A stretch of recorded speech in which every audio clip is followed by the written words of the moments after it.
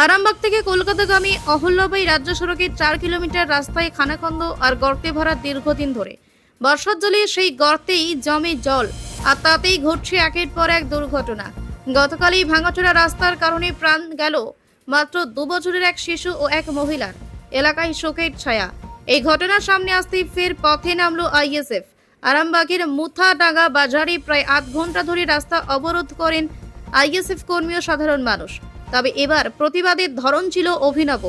গর্তে টিউব ভাসিয়ে কলা গাছের ভেলা নামিয়ে চোখে আঙুল দিয়ে দেখিয়ে দেওয়া হলো রাস্তার অবস্থা। আইএসএফ নেতা সাদ্দাম হোসেন কটাক্ষ করে বলেন, হয়তো সরকার জয় বাংলা শ্রী প্রকল্পে এতটাই ব্যস্ত যে এই ভাঙা রাস্তা তাদের চোখেই পড়ছে না। ডাক্তারবাবু নাকি বলছেন 2026 সালে ভোটের আগে চোখ ঠিক হবে। তিনি হুঁশিয়ারি দিয়ে আরো বলেন, যদি অবিলম্বে রাস্তা সংস্কার না করা হয় তাহলে আগামী দিনে আইএসএফ আরো বড় আন্দোলনে নামবে। তীব্র জনদুর্ভোগের মধ্যে প্রশ্ন উঠছে, আর কত মৃত্যু হলে নড়বে প্রশাসন, আর কত দেরি হলে সংস্কার হবে এই 4 কিলোমিটার পথ।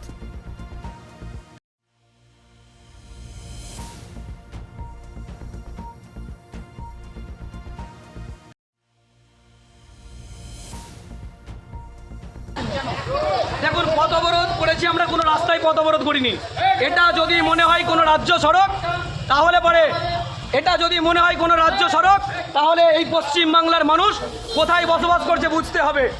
এই যদি রাজ্য সড়কের অবস্থা হয়, যেই রাজ্য সড়কে গোটা বাংলার 7 থেকে 8টা জেলার সংযোগ স্থাপন করে, সেই রাজ্য সড়ক প্রতিদিন জল কাদায় পরিপূর্ণ থাকে।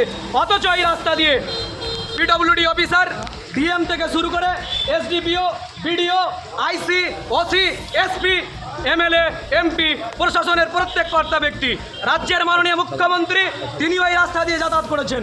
তারপরেও এই রাস্তার কেন বেহাল দশা? আমরা ধন্যবাদ জ্ঞাপন করি যে এই আরামবাগ থেকে চাপাডাঙ্গা 4 লেন রাস্তা সংস্কার হয়েছে, কিন্তু কোন অদৃশ্য কারণে এর মাঝের 4 কিলোমিটার রাস্তা প্রতিদিন মরণ ফাঁদে পরিণত করা হয়েছে। আমরা বলেছি, প্রশাসনিক কর্তা ব্যক্তিদের চোখে জয় বাংলা হয়েছে। রাজ্যের সরকার নতুন প্রকল্প ঘোষণা করেছে, সেই প্রকল্পের নাম জয় বাংলা প্রকল্প। যেই জয় বাংলা প্রকল্পের অধীনে এই বাংলার এই আরামবাগের যে সমস্ত প্রশাসনিক আধিকারিকরা রয়েছে তারা চোখ কাটিয়েছে জয় বাংলা প্রকল্পে। চোখ কাটিয়ে তাদের চোখে চশমা লাগানো হয়েছে, ছানি পড়েছে, তারা চোখে দেখতে পাচ্ছেন না এই রাস্তার অবস্থার কথা। ভোট এলে পরে ডাক্তারবাবু প্রেসক্রিপশন করেছে যে এই প্রশাসনিক ব্যক্তিদের, এমএলএ, এমপিদের, নেতা মন্ত্রীদের চক্ষু ভালো হবে কখন? 2026-এর বিধানসভা নির্বাচন এলে পরে তাদের চোখ ভালো হবে, এটা ডাক্তারবাবু জানিয়েছেন। তাই তারা দেখতে পাচ্ছেন না, প্রতিদিন মানুষ এখানে দুর্ঘটনা ঘটছে। আজকে আমরা যখন অবরোধ করব বলে এখানে দাঁড়িয়েছি, ঠিক সেই মুহূর্তে মায়াপুরে একটি বড় দুর্ঘটনা ঘটেছে।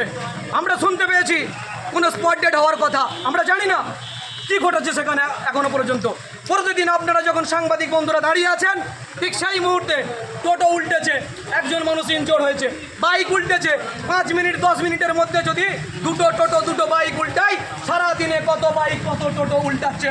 প্রশাসনের টনক কেন নড়ছে না? প্রশাসনের কেন হেলদোল হচ্ছে না?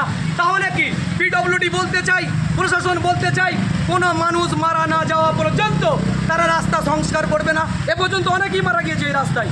আমরা দ্ব্যর্থহীন ভাষায় বলতে চাই, যদি এই রাস্তায় 4 কিলোমিটারের মধ্যে এরপরে কোনো দুর্ঘটনায় মানুষের প্রাণ যায়, ইনজোর্ড হয়, অসুস্থ হয়, তার দায় পিডব্লিউডি। সেই মানুষ যদি মারা যায় সেটা খুনি বলে ঘোষণা করব রাজ্য সরকারকে, পিডব্লিউডিকে।